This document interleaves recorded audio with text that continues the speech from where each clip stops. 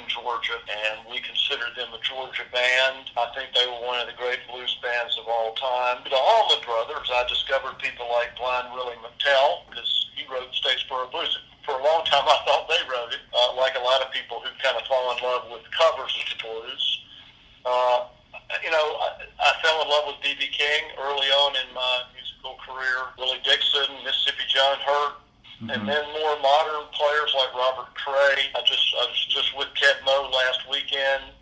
Wow. Chris Stapleton, and of course the whole rock and roll movement, which is really blues music. I'm a big fan of Stones, and then I love the Tedeschi Trucks combination because it's an Allman Brothers fan.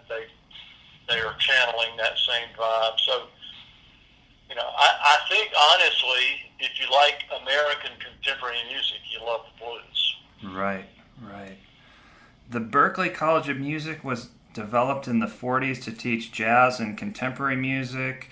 Jazz and blues are deeply connected. How did the blues shape Berklee, and how do they fit into Berklee's curriculum?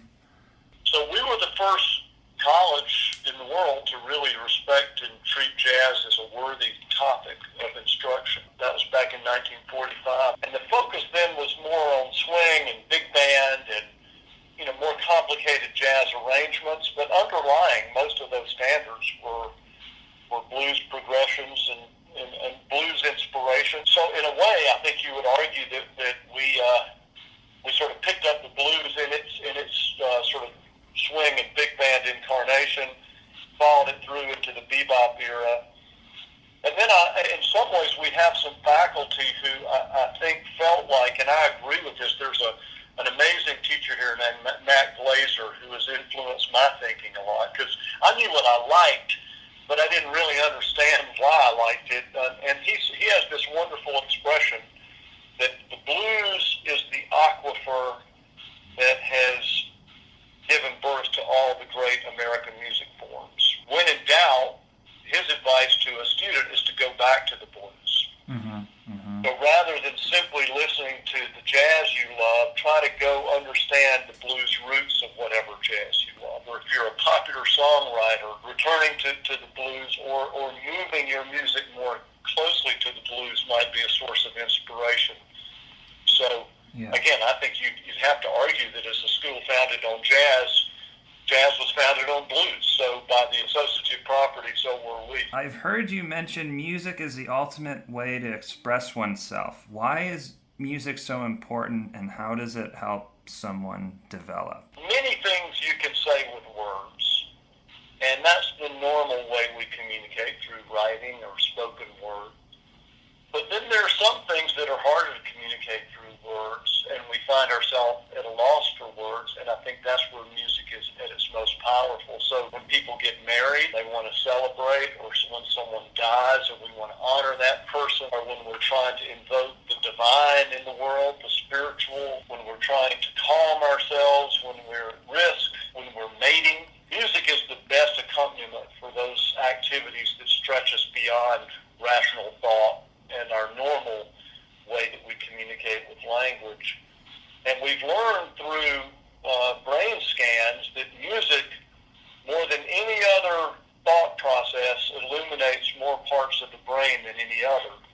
So I think, likewise, when we're trying to communicate something that's complex or nuanced or has a rational and an emotional dimension, a kind of libidinal dimension, or a motivational, aspirational dimension, music is the way you can kind of harness the power of the brain in all those capacities at once. What makes Berklee unique?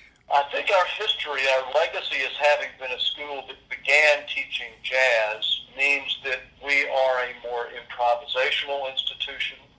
We're less about technique and recapitulation of the music of the past, and more about empowering people to create the music of the future. We value creativity. We value the new, coming up with fusions that are something that has not been heard before, much the way jazz does.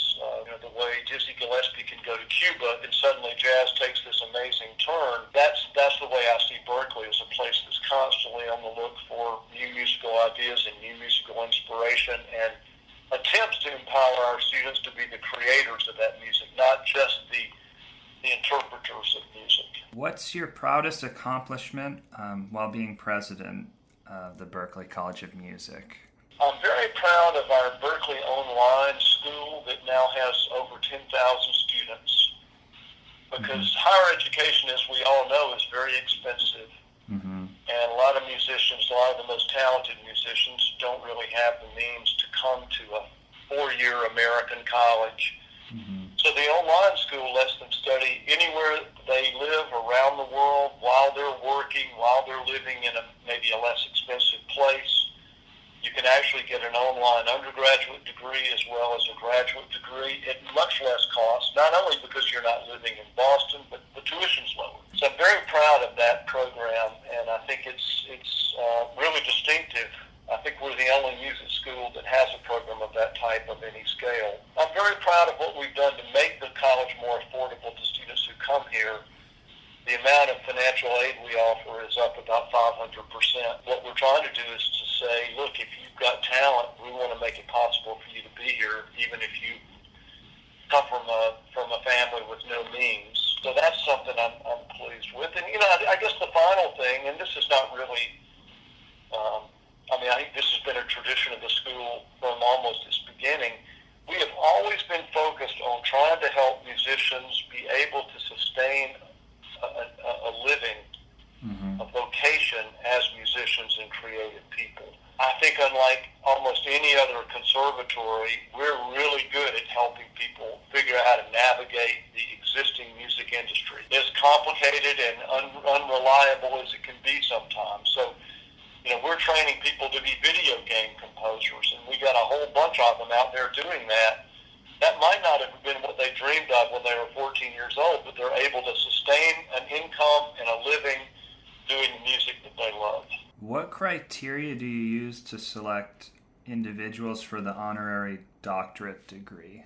We have an honors committee made up of 17 faculty, chairs, deans, and staff.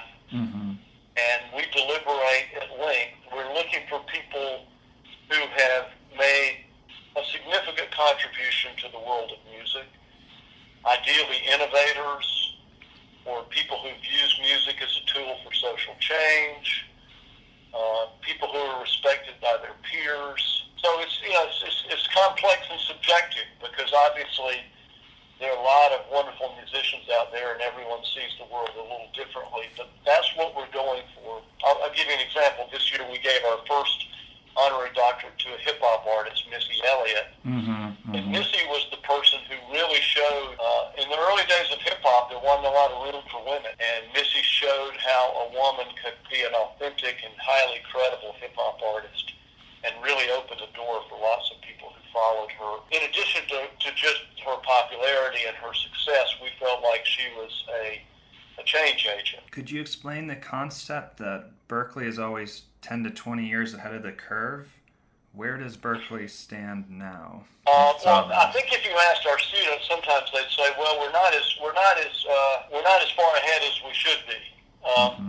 But I like to say, I think we're further ahead than any other institution teaching music, because there's an inherent tension between faculty who are older and grew up in a certain system with a certain set of musical tastes, and students who are, by definition, younger, listening to different music, maybe wanting to take their music in a different direction.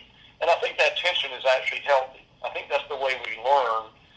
But the key is to keep in mind that the goal of the student is not to please the teacher. The goal of the teacher is to empower and liberate the student. So with knowledge, information, motivation. And so, again, that's where I think we've been good. So, you can recount, we were the first place on earth where you could study jazz. And then by definition, the first place where you could study electric guitar or electric bass as opposed to classical guitar. Drum set, synthesizer. Now we have a program called EDI, the Electronic Digital Instrument, where you can actually audition on a computer and a controller like Ableton Live or something and show us how you create music using only technology tools. So we've always tried to be fearless and say, where is music headed? Where are young artists headed? And and let's try to make it possible for them to do that at our institution. Last question for you. What else do you want to accomplish? I would like to be a place that's even more affordable for students who can't afford a traditional college education. So we're doing a lot to try to make it possible for students to graduate with less debt and a clearer career focus, so they're more likely to be successful and be able to be artists. It's interesting, we're talking about the blues. Mm-hmm. As much as we want to be innovative and stay at the cutting edge, we do want to remember where our roots are. And I do think the blues and jazz are the roots. And when you hear, frankly, you hear popular music around the world, and you still hear those elements. And so I think the complex process of being true to who you are and what got you to the dance in the first place, with being innovative and letting the next generation of musicians have their word. Again, the history of music, especially in this country, in the era of recorded music particularly, is radical change, generational change, where I now hear people lamenting the death of rock and roll. Mm-hmm. And I think, well, that's what Dean Martin and Frank Sinatra were lamenting when the Beatles and the Stones came along. It was the death of their style of music. And then, someday people are going to be saying, oh no, hip hop is dying. It's being replaced by something else, electronic dance music or whatever else might be coming. Mm-hmm. Well, I think just maintaining a fearless openness to what's happening and what those changes are, but understanding that in our case, I think the roots are jazz and the blues.